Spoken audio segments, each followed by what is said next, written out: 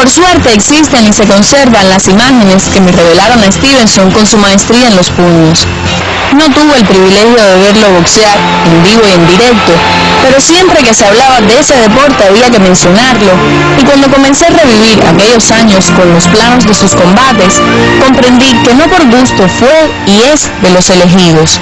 302 victorias en 321 combates amateurs, 20 años de carrera deportiva con 3 títulos mundiales y 3 olímpicos lo demuestran. Su vida y los sentimientos verdaderos del olimpismo le permitieron, con talento y fuerza, coronarse y coronar así a un país que disfrutaba su elegancia y la fuerza de su pegada. Arriba el cubano dictando el ritmo de las acciones.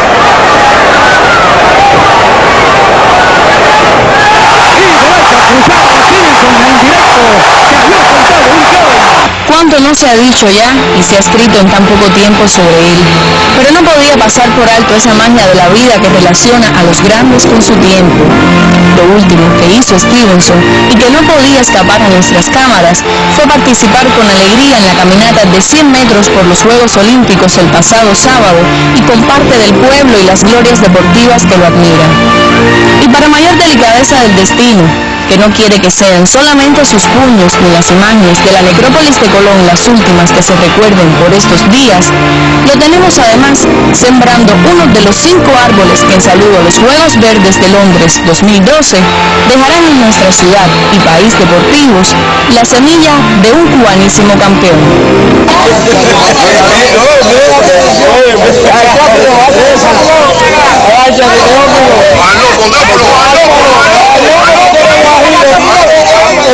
Daily Sánchez Lemos, Sistema Informativo de la Televisión Cubana. Grande jaranero, siempre presente, Teófilo Stevenson. Es parte de la historia de Cuba y es parte, por supuesto, de la historia del movimiento deportivo cubano. Waldo Santiago tuvo el privilegio de ser, pues, uno de los iniciadores del boxeo revolucionario cubano. Fue durante muchos años el comisionado nacional de boxeo, uno de los hombres que vio surgir la figura de Teófilo Stevenson.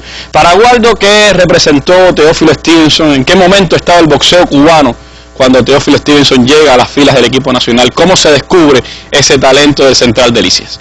Bueno, en el Central Delicias reside un viejo boxeador profesional que fue el que lo inició en nuestro deporte, John Herrera, una persona muy seria, muy responsable, que fue el que le vio algo y lo empezó a entrenar y a propiciarle peleas para que se fuera desarrollando, y así lo fue promoviendo hasta llevarlo a la Comisión Provincial de Boxeo de la antigua provincia de Oriente, que tenía la sede en Santiago de Cuba, y ahí lo envió porque no tenía muchos contrarios en lo que es el antiguo municipio, el municipio de Puerto Padre, en ese central oriental también, y habló con los compañeros de la Comisión de Oriente en Santiago de Cuba, y los compañeros que los mandara para allá, para irlos fogueando más, y así fue que pasó con un buen colectivo, que puedo mencionar un grupo de ellos, no puedo mencionarlo a todos,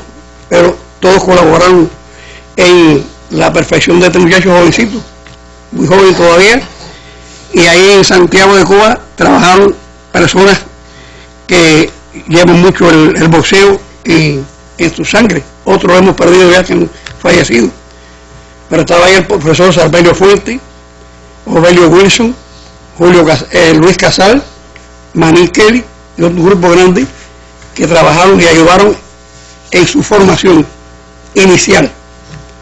Era un niño, en ese momento solamente pesaba 71 kilogramos, procedía con unas condiciones tremendas, un tamaño tremendo, no era de una caja torácica muy fuerte, pero un alcance tremendo en sus brazos, y siempre de todos nosotros, tanto el profesor Sagarra como el servidor, pues lo veíamos en Santiago y veíamos muchachos, y va empezando poco a poco el trabajo con él, y así fue desarrollándose.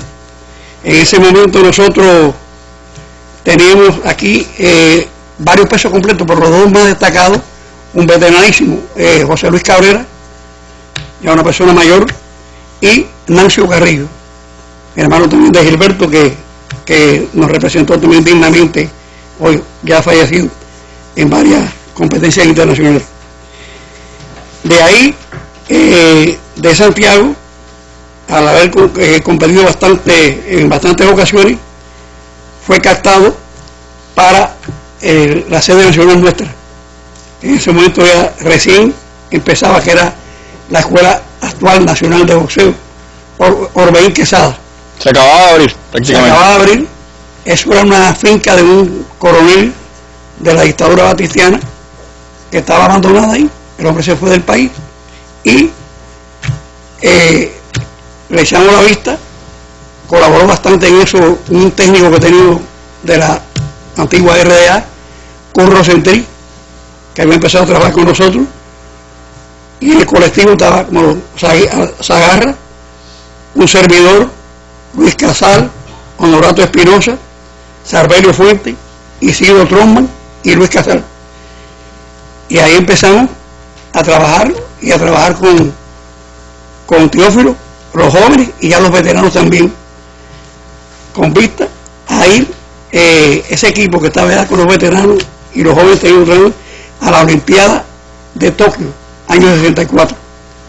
Nosotros estábamos en ese colectivo y el compañero Rosentrick y el profesor Zagarra fueron nuestros representantes como entrenadores a esa Olimpiada de Tokio, donde se obtuvieron por primera vez en la historia del boxeo olímpico victorias, no medallas, pero alcanzamos las primeras victorias en una Olimpiada. Había empezado la colaboración de los países del ex campo socialista con el boxeo cubano y se comenzaba a conformar lo que ya sería después la Escuela Cubana de Boxeo, ¿no? Exactamente, Randy. Así mismo fue.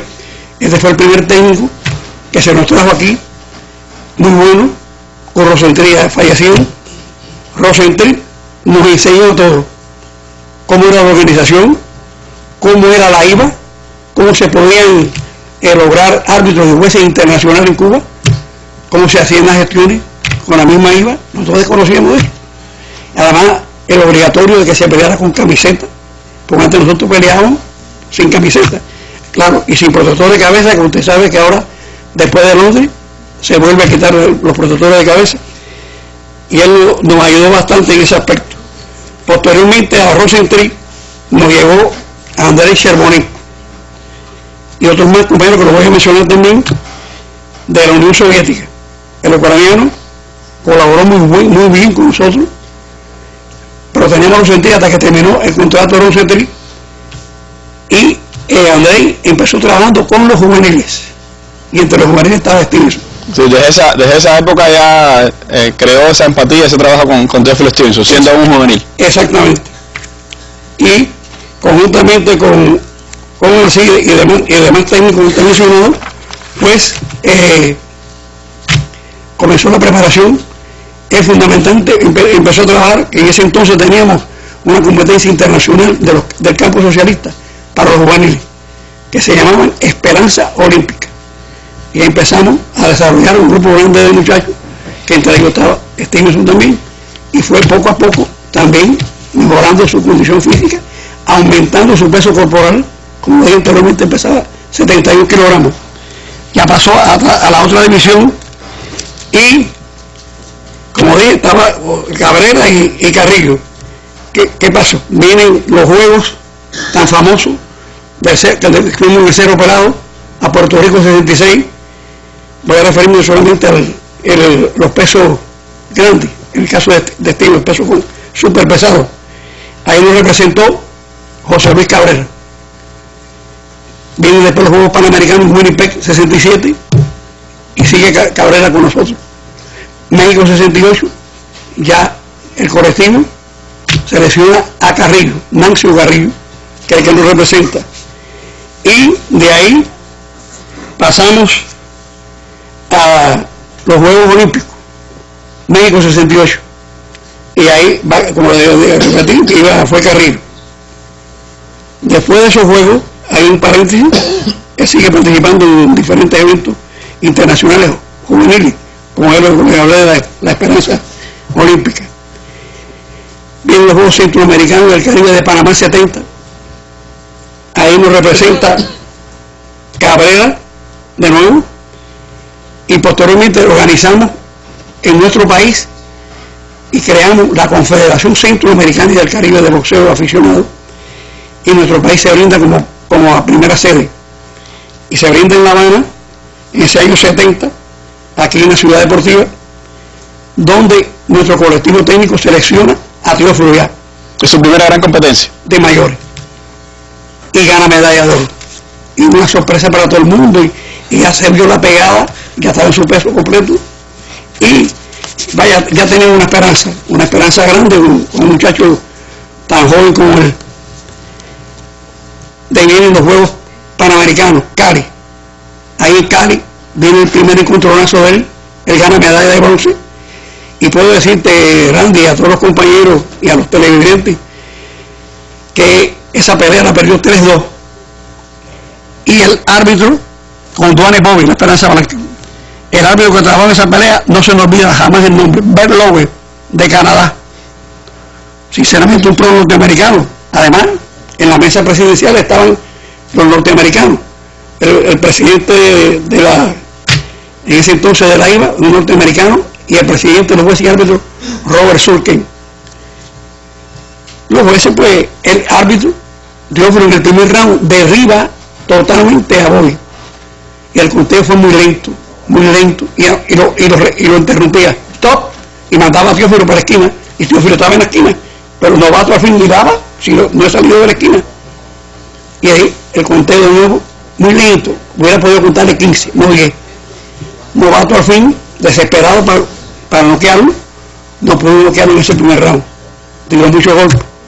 En el segundo el hombre se recuperó, y la pelea se fue poniendo apretada, y tan apretada que 3-2, pero por el beneficio le digo que eso es este árbitro Ben Lowe, canadiense, y perdimos 3-2 con la gran famosa Esperanza Blanca de Estados Unidos. De ahí, imagínate, a trabajar con él, todo el colectivo, y tenía asignado su entrenador, que era el compañero Andrés Cherbonico, ya fallecido, un gran técnico de los New Soviéticos que nos ayudó. Fuimos entonces, después de Murcia, después de Cali, de los Panamericanos a la Olimpiada de Múnich. A la Olimpiada de Múnich. Hizo el equipo Teófilo. Ahí también fueron grandes boxeadores nuestros, se ha mencionado muchas veces, la medalla de oro, Orlando Martínez, Emilio Correa, que están presentes aquí, y Teófilo Stevenson. El difunto Gilberto Carrillo perdió unas finales con Mate Pablo, una tremenda pelea. ¿Y cómo fue posible que siendo Teófilo solo medalla de bronce en los Juegos Panamericanos, era una incógnita lo que podía hacer en los Juegos Olímpicos, fuera el abanderado de la delegación cubana en los Juegos Olímpicos de Múnich 72, como después lo fue en Montreal 76 y en Moscú 80? Muy importante su pregunta, Randy. Aquí tengo una foto de Teófilo con la bandera cubana, no la quería soltar. Hay una reunión con el presidente de INDE, Jorge García Banco, y el colectivo encabezado por Arcide y Cherbonico me plantean, Waldo, pues yo era el que iba a la reunión como comisionado con la dirección del organismo y del juego, para proponer los abanderados. Los abanderados propuestos eran Rolando Garbey, aquí presente, y nuestro gran campeón también ya fallecido, Enrique Revolfuero Blanco. Y entonces Garbey había ganado plata en México. Revolfuero igual, que papi también fue perjudicado en una mala decisión con un polaco, Jerzy Kulej, que por cierto, una cosa característica de esto, el jefe de los jueces y árbitros, polaco también, 3-2, nos clavaron en una cruz. Y entonces me decían los compañeros entrenadores que había que darle confianza a Teófilo. O sea, ya Garbey y Enrique tenían experiencia y nada, para adelante. Pero él como novato, esa sorpresa, que le dieron la bandera de toda la delegación cubana para llevarla. Y cuando se lo dijimos que era una alegría, decía que era mentira, no lo voy a creer. Y tengo esta foto que la tomó otro compañero del equipo. ¿Qué pasa? Que mientras se comienza el desfile, pues todos los abanderados, todos los países, ponen la bandera en un lugar, porque eso pesa. Tiene que tener un cinturón con una base de cuero que lo ponen. Y Teófilo, le decíamos, suelta el circuito de casa, no, yo no la suelto. Una cosa que no, o sea, el interés que él le puso, el amor a su bandera, entonces que los demás no la quisieron, pero lo quería, y ya tú sabes, pues... La agarró tan fuerte que después la llevó en 2 Juegos Olímpicos más. Sí, y además, como hacía el pesista, aquel famoso que llevaba la bandera, no aquí, sino así, con el puño extendido, el brazo extendido. Y ahí logramos el desquite con la Esperanza Blanca, que fue completamente vapuleado, knockout técnico en 3 asaltos, eso se le llamaba así, knockout técnico. El árbitro tuvo que parar la pelea, terminó completamente con tapados los ojos, hinchados, y ahí ganamos la gran medalla de oro de él. Y a la final, el entrenador rumano, que habla un poco español, Guión Popa, se apareció con Alexis, con un yeso tremendo de aquí hasta acá. No quería enfrentarlo a Stevenson. Digo, no, porque así le preguntó, ¿por qué le pusiste tanto yeso? Y dice, no, para que no haya confusión, este no va a pelear. Ya había sido suficiente la lección que le habían dado a Don Bobby que en la pelea previa, ¿no? Exactamente. Y ahí ya sigue adelante Teófilo, ya es imparable, y obtiene todos esos triunfos grandes que él obtuvo en todas las Olimpiadas, hasta 3 campeonatos olímpicos. Viene también, que quisiera mencionar, posteriormente de la Olimpiada, el Córdoba Cardín, 73, 20 aniversario del asalto al cuartel Moncada, celebrado en Santiago de Cuba, donde pelea con Igor Besorki, la primera vez. Ese se sentía un poco afiebrado, el médico nuestro lo atendió, resolvió la situación y se dio la pelea. Y puedo decirte con honestidad que lo planteo aquí delante de todo el pueblo y ustedes, que fue un error mío como presidente de la federación, cuando el compañero Eladio de ese me consulta, que era el jefe de los árbitros, que iba a poner 3 jueces europeos del campo socialista, 2 cubanos, un árbitro cubano. Yo lo sé, pero creo que no hay problema. Inclusive de verdad tenía una confianza también que la pelea me llegara al final, y me equivoqué. Y digo que fue un error, porque es que nosotros tenemos que cuidar nuestros boxeadores, y mucho más el campeón olímpico, y jovencito, y avisó que era un viejo duro de roer, y honestamente, en la opinión de todos nosotros, los técnicos, no perdió Teófilo, 3-2, pero los tres europeos votaron en contra, y el soviético, fíjense, la pelea fue, nosotros no ganamos a Teófilo, el soviético votó 59-59, le dio empate, pero vencedor al ruso por X motivo. Fue la primera derrota, podemos decir, sonada de Stevenson frente a Besorki, pero en realidad no lo vieron perder en ese ring de Santiago de Cuba. Como digo, prosiguió su buen paso. Quiero contar una anécdota del mundial, segundo mundial que se dio en Belgrado, 78. Ahí nos acompañó en la delegación el comandante de la Revolución, Ramiro Valdés Menéndez, y se detectó porque hace parte de los compañeros de la embajada que estaban preparando una trampa para echarle comida y echarle doping deprimente a los boxeadores para que subieran sin ánimo, no era para excitarlo y para levantarlo, al contrario, para bajar. Y se comprobó eso, y lo que se después siguen comiendo, debemos comer en un hotel, amigos, van a comer, vamos a hablar con el embajador, que comen en la embajada, y que sea la esposa de nuestro embajador la que cocine, no empleados yugoslados. Y así se hizo, y no pudieron hacer una trampa con los muchachos, y se ganamos por equipo, y Stevenson ganó la de oro también. Era su segunda medalla mundial. Antes había ganado su primer título del mundo en aquel campeonato de La Habana de 1974, el que inició el gran camino, pudiéramos decir, en campeonatos del mundo de la escuadra cubana a lo largo de todos estos años. Teófilo Stevenson, campeón en La Habana, 1974. Buscando el momento preciso Stevenson, y ahí está la primera derecha.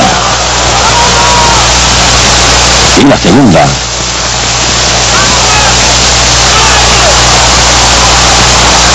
A la derecha la daba Stevenson a Hushin. Stevenson mostrando buena movilidad hacia ambos lados, con ese estilo elegante.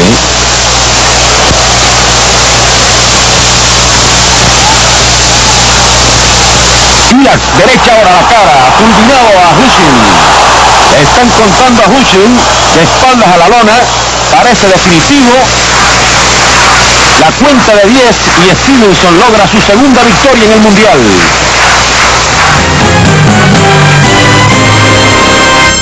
Era el Teófilo Stevenson de 1974, parte de la legendaria escuadra de boxeo cubana, parte de la escuela cubana de boxeo que ha dado a otros muchos campeones, algunos de los cuales están acompañándonos hoy aquí en el estudio, y quiero darle nuestra bienvenida y nuestro reconocimiento también a Orlandito Martínez, nuestro primer campeón olímpico, a Ángel Herrera, a Ariel Hernández, a Armando Martínez, a Félix Sabón, a Micro Romero, a Rolando Garbey, a Genovevo Griñán, a Pablo Romero, a Emilio Correa, a Héctor Binén y a José Gómez, grandes campeones también de la escuela de boxeo cubana. Entre todos reúnen varias medallas olímpicas y mundiales y son parte de esa historia tremenda que el boxeo cubano, como buque insignia del movimiento deportivo, pues le ha aportado a nuestro país. Y también quiero darle la bienvenida al doctor Luis Raúl Follaca, durante tantos años que ha trabajado con el boxeo cubano, y al actual entrenador jefe de la Escuadra Nacional de Boxeo, el compañero Rolando Acebal, también con un gran compromiso hacia Londres, en el que la figura de Teófilo Stevenson será sin duda inspiración. Como inspirador haber sido siempre para Alcides Agarra, haber contado en su escuadra de boxeo con una persona como Teófilo Stevenson. ¿Cómo recuerda a su alumno Teófilo Stevenson, Alcides? ¿Cuál era el arma principal de Teófilo? ¿Cómo usted valora al campeón a lo largo de sus más de 20 años sobre el ring? En primer lugar, decir, como explicaba Martín, ¿no?, que hay hombres que aún después de muerto dan luz de aurora. Eso se cumple 100% con Teófilo Stevenson, porque todos pudimos verlo en el día de ayer, como el pueblo se congregó, como fue viendo todos esos aspectos. Nosotros le decíamos el Teo, le decíamos el Neozón, porque les robaban los implementos deportivos cuando tenía el nombre de Teófilo. Había que ponerle nombrete porque todo el mundo quería tener los guantes de Teófilo, la camiseta. La camiseta, y teníamos que tener todos esos problemas. Grande, una vida deportiva tan larga como la que tuvo Stevenson se cumple exactamente en un aspecto que a mí me gusta expresar mucho, que en la vida nada es individual, todo es colectivo, y nosotros logramos hacer un colectivo donde lo más importante era la educación y la formación del deportista. Y eso todo el mundo sabe que nosotros heredamos, los padres nuestros anteriores, toda la familia eran gente muy humilde, y te arrastrábamos de salación, como digo yo, y decíamos, tenemos que imponernos a eso. Máxime que, como todos conocemos, cada 4 años que hay unos Juegos Olímpicos, se cambian las reglas. El cambio de reglas hace que hay que renovar todo lo que tú tengas y adaptarte a la nueva situación que se presenta. En ese aspecto, Teófilo fue creciendo.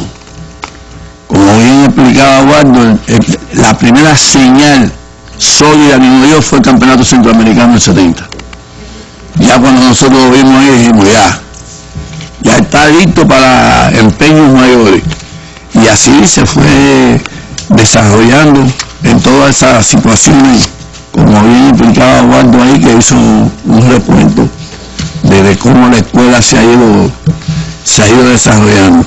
Hay un aspecto en el campeonato mundial que la gente no conoce eso. En este que estábamos viendo, el 74 en La Habana. El 74. Nosotros terminamos la preparación, la hicimos en Varadero. Y 2 días antes vinimos de Varadero, fuimos para el centro de entrenamiento, le planteamos que jugaran 15 o 20 minutos de baloncesto, y esas cosas para después venir para La Habana Libre, que es donde era la villa de los Juegos del Campeonato Mundial.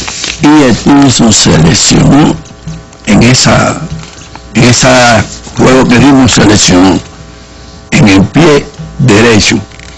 Y yo entré con él aquí abrazado con él. Y ahí se demostró que la medicina cubana, encabezada por el compañero Álvarez Cámara, Follaca, que estaban en ese tiempo, Stevenson boxeó todo el campeonato lesionado. Los entrenamientos lo hacíamos en la habitación, ahí se le infiltraba, iba, echaba su pelea y venía que poner el pie en alto todo el tiempo. Y en esa condición ustedes pudieron ver las derechas que daba, todos esos aspectos. O sea que los deportistas tienen muchos aspectos que ellos mismos lo van creando. Stevenson era creativo, él mismo veía los problemas, lo discutíamos, lo analizábamos, y así él fue analizando todos esos factores. ¿Usted lo considera entonces un boxeador inteligente? Sí, no. Yo pienso que ningún boxeador puede ser bruto. Lejos de decir que el boxeo es el deporte de los grupos, hay que decir que el deporte de boxeo es el deporte de los inteligentes. Fíjense que la gente pregunta en el mundo, la escuela cubana tiene 5 distancias, y cuando nosotros empezamos el boxeo era ataque y contraataque nada más. Y la escuela nuestra tiene 5. Donde el atleta tiene que aprender a transitar durante todo el combate en esa distancia. Y ahí, con la máquina primero, después con el conteíto de los puntos, todos esos aspectos han ido influyendo en el desarrollo de la inteligencia de nuestros atletas. Ha existido y continúa siempre una preocupación del estudio de los boxeadores. En este momento ya nosotros podemos decir que tenemos boxeadores que son licenciados, que compiten y que todos los aspectos lo vamos dándole la importancia que eso tiene, porque indudablemente era inteligente, no es de bruto. Y lo insisto en eso. Yo no dejo de estudiar diariamente, de analizar los problemas individuales de cada uno, porque cada uno tiene su problema, y hay veces nos presentan problemas que hay que correr, ¿verdad, Luis? Como aquel día que me llamó con un problema que nos pasó y dije, vamos para allá. Y enseguida se resolvió el problema. Felizmente, como siempre, la conciencia social nuestra ha sido la inspiradora de la Escuela Cubana de Boxeo. Todos los ministros, todo eso siempre colaboran con nosotros en cualquier aspecto que necesitemos. Que vamos, le tocamos la puerta, nos dicen vamos.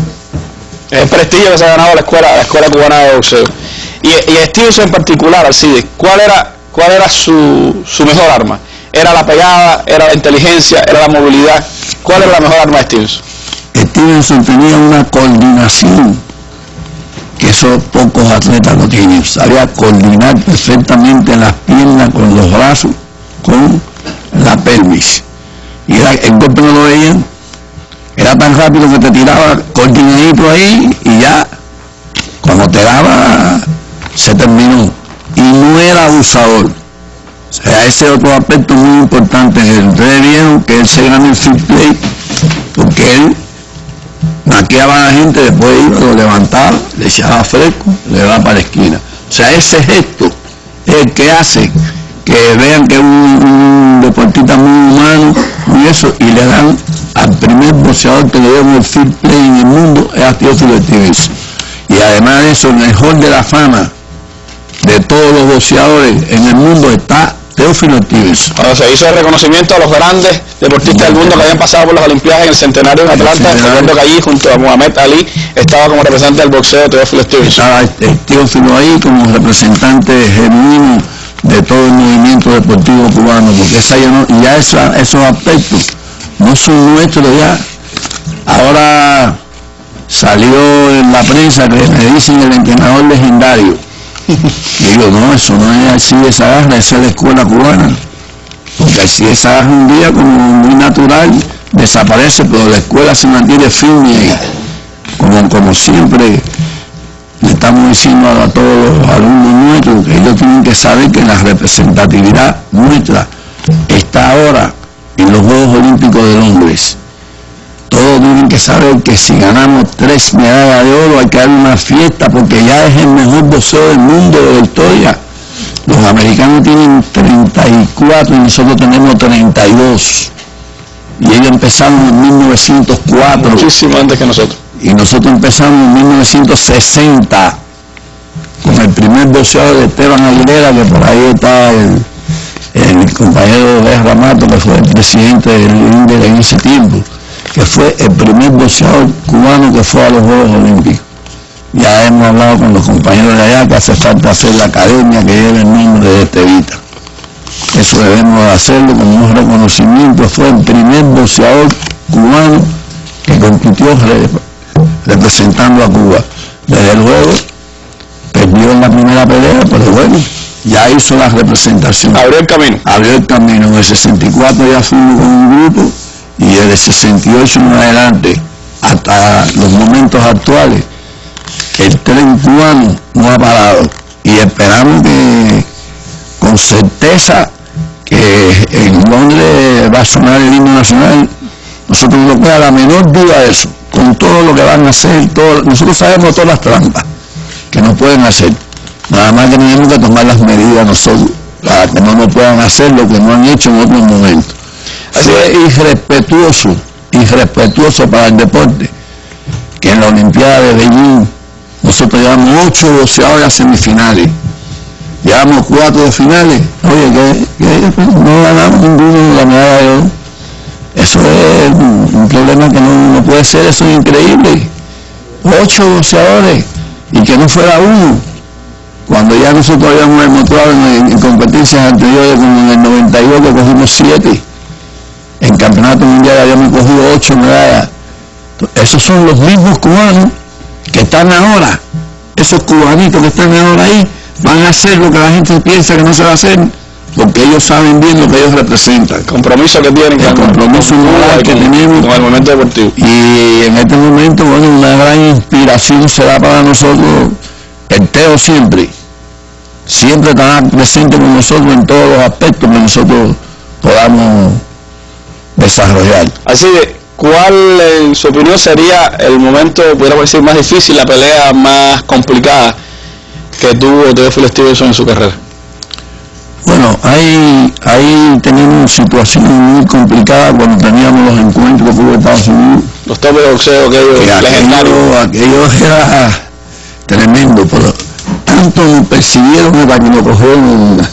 Fue una cosa terrible para ganarle a Teófilo en una eliminatoria que se hizo, que fue la competencia en Italia. Le hicieron un rejuego ahí, que fuimos a una eliminatoria y uno le ganó a Teófilo. Y bueno, ya por lo menos esta gente, si se quedan tranquilos, no ganó nada. Le jugaron la pelea de Stevenson. Pero hay una pelea en la cual sí tuvimos bastante problemas, que fue la con Jimmy Clark. Jimmy Clark era un buen boxeador. Y en esa oportunidad actúa de árbitro Robert Sulkin, que era, independientemente de la situación de Cuba y de Estados Unidos, siempre en el deporte hay gente que tiene diferentes actitudes del mundo, ¿no?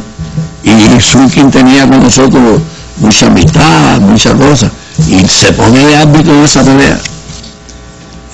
Y el hombre estaba haciendo todas las maniobras en contra del Teófilo y ya estaba perdiendo la pelea. El tercer asalto son 14. Hay que decidir la hora. Dice, no, busca y dale la tuya, ¿qué pasó?